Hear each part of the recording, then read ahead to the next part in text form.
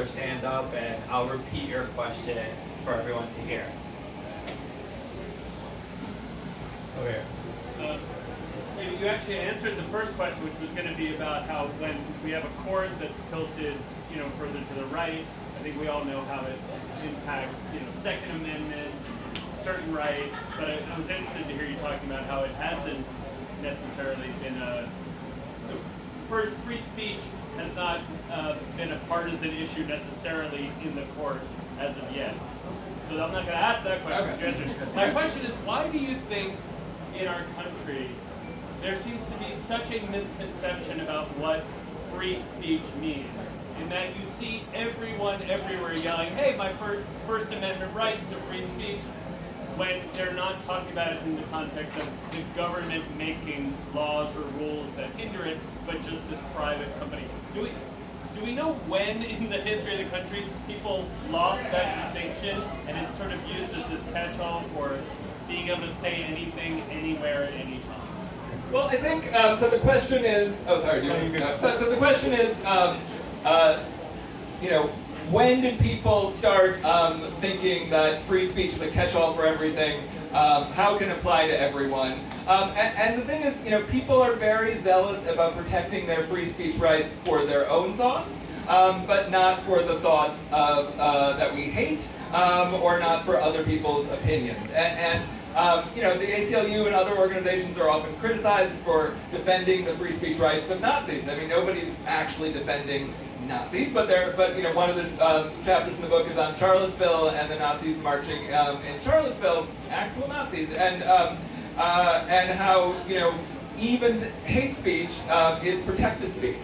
So I think it's actually not just a new concept that that today in our partisan world that we have, people sort of wanting free speech for me but not for thee. I think that this has been from the very beginning. It's just that who is radical changes. In the 1920s, anarchists were considered like terrorists. Now they're kind of charming. One of my friends here, Joan Silver, has a great book called Fools that is about anarchists and really tells their story in a beautiful way. But now that seems sort of quaint. Just as when we talked about Dr. King, everyone sort of believes that the March on Washington was this triumphant communal success that was beloved by all, but polling from the time shows that is absolutely not true, that people were against Dr. King, they were against the march, that protest in the past takes on a sort of rosy aura of inevitability, but at that moment, people are often opposed to it. So one of my maxims at the end of the book, most of the book is descriptive, not prescriptive, but one of my maxims at the first one I say that we should hold on to as a truth is protect dissent, and even the dissent that we don't agree with. And building off of that point, even in our times with Colin Kaepernick, when they polled, 47% of the people supported. So the majority of people were against him taking the aid because they thought it was disrespectful to our country, to our armed forces. And so you see throughout the book how because of unpopular actions or individuals, it really has evolved our freedom of speech and what we think of it today. Yes, exactly right. And I purposely don't use the term heroes because some people I think of personally as a hero, like Colin Kaepernick. But a lot of these people, some of them are not, like the Nazis. And then others, it really depends on your point of view. So I think we have to be very much more open, following in the tradition, or bucking the tradition of being opposed to dissenters at the time, and start trying to have a new tradition of respecting those speech rights in the present time. Awesome. Question from, let's see, who is that? Oh, Leo. Do you think that there is something too far for free speech? That we've gone too far? Do you think there's anything too far? Do you think any speech is too far? Do I think that any speech is too far? Well, so, interesting question. So I am not a free speech absolutist. Sometimes that term is used to try and attack free speech advocates. There's a lot of speech that actually is illegal or not protected by the First Amendment at all. Direct threats are not protected. So if you say, let's kill that guy right now, that's not going to be protected, and there's some likelihood that that will happen, that's not protected. Sexual harassment is all speech, that is not protected. Fraud in certain contexts is not protected. Child pornography is obscenity, that's not protected. Those are all good. Good that those are not protected. I don't think they should be at all, and I like to consider myself a strong advocate for free speech. But do I think that sort of ideas can go too far? Do I think that sort of content can go too far? I don't think so. I mean, I think that it's too dangerous for us as a society to make that judgment call. Yes, some benevolent king, even when Obama, as close as we get to a benevolent king in my mind, when he did speech restricting things, which he did, unfortunately, it creates a dangerous precedent. But I think that certainly Republicans wouldn't want Biden to be determining what is going too far, and we all know that we wouldn't want Trump for telling us what is going too far. So not only do I not think that speech, ideas can go too far, I think there's no practical way to control it. And so that's also, I think, sort of underlying theme of the book. So thank you for bringing that out, young man in the back. Question over here. I'm curious about free speech and AI, Yeah. and also if you were going to either rewrite any part of the First Amendment or make up your own new amendment to the Constitution, having spent so much time with it, what would you do? Wow, those are both tough questions. Let's start with AI, which I didn't think would be the easy one of the questions. So right now, most AI issues I think are copyright issues rather than speech issues. I have a copyright expert friend here, but intellectual property friend. But AI can't hold can't hold a copyright in the work that it creates. So I think we can take sort of the next step. That's the main thing people are sort of talking about in sort of media law circles about AI. I think the next step, sort of a great science fiction story would be about, the free speech rights of robots. It feels Asimovian. I'd love to think about that some more. But as computers and as sort of products, they can't have their own speech rights. Sometimes people are outraged that companies can have their own speech rights, which they do, but that's a difference. Companies are made up of people; they're not. Robots are not, or AI is not. What would I change in the First Amendment? It's maybe going to sound. What would I change? I would create a constitutional right to abortion. If we were going to just to think of something off the top of my head, but if we're talking about speech, the First Amendment, I feel like it works more often than it doesn't. I certainly don't always agree with this court. I don't always agree with this court about free speech either, and I think some of those criticisms are woven throughout the book.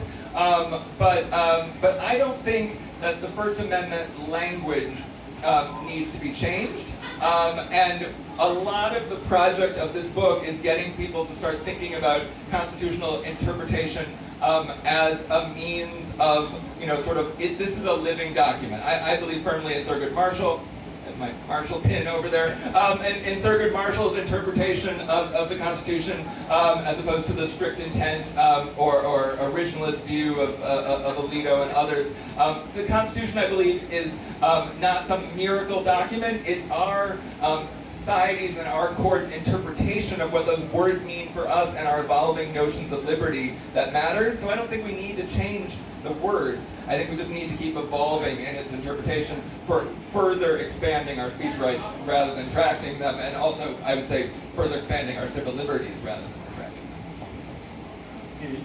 You just talked about judges, and throughout the novel you talk about a few judges that really changed the course of our history of the First Amendment from really unlikely individuals and unlikely times. Really, even when the court was 6-1, that one person that wrote it really defined what free amendment was going to be.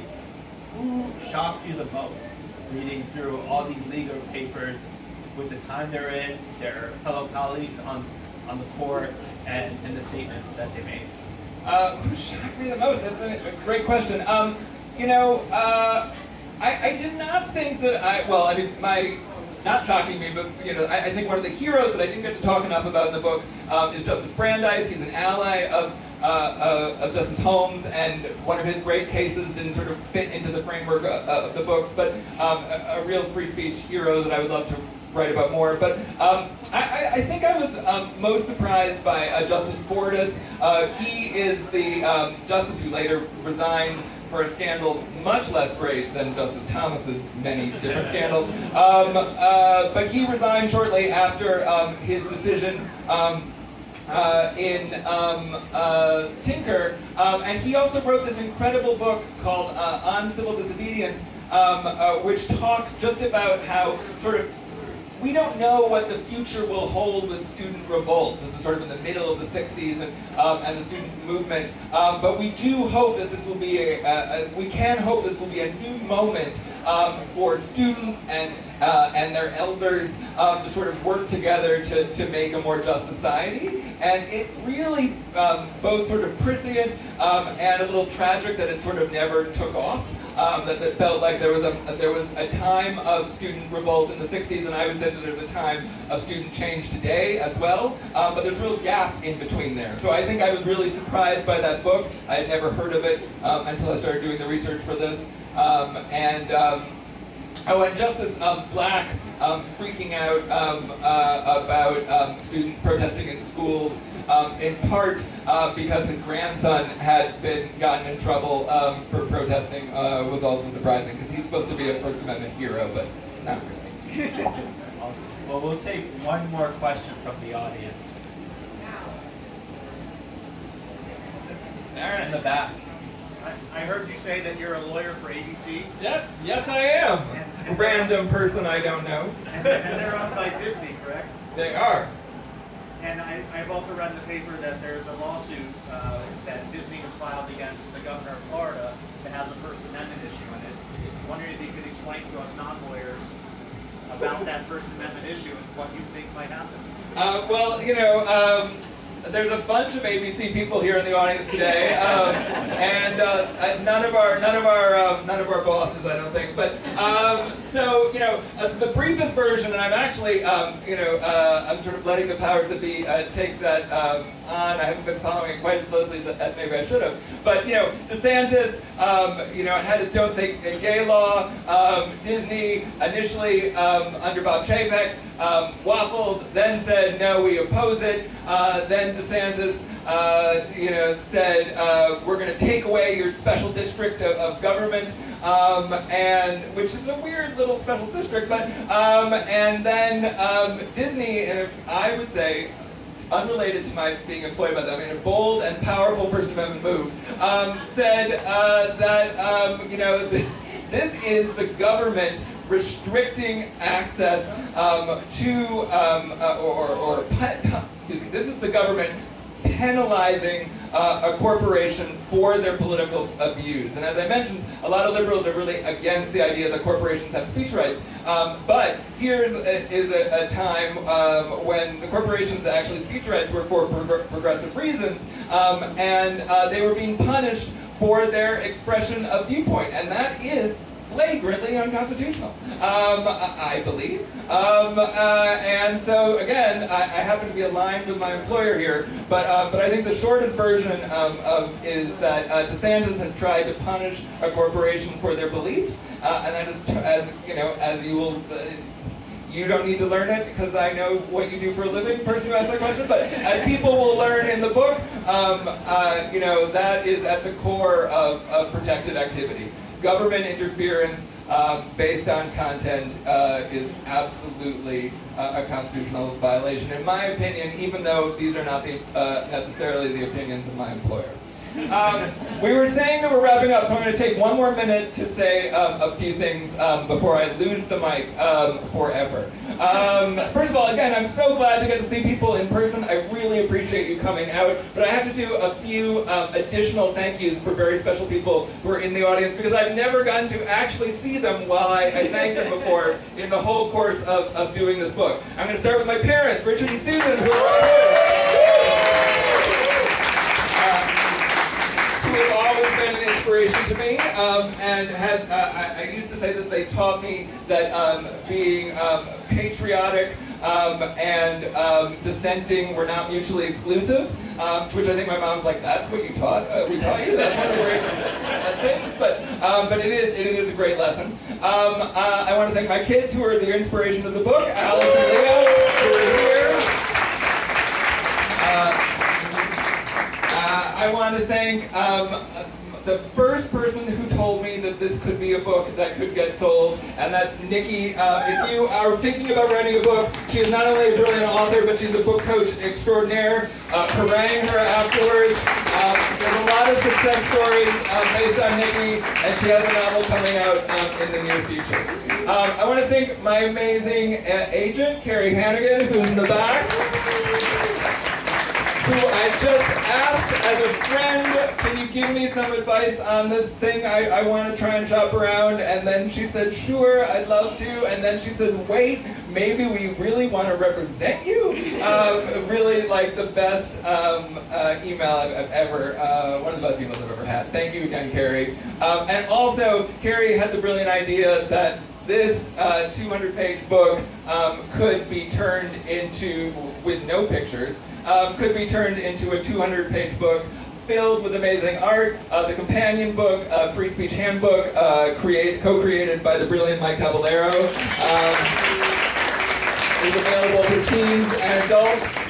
And finally, my last thank you is to the person who this book is dedicated to, Carolyn. All things, District Leader Carolyn Lasco, all good things in my life come from Carolyn, so thank you. All right, now I'm ready to wrap up. One final question. Where can we purchase said book? Oh, this book. This book is available at the bar, and some people have already bought it. If you'd like me to sign it, I'll be sitting right here. Thank you so much. Also, if you don't have time today, come back to book club and buy it another night. But buy it tonight. Thank you so much. Thank you, Chris.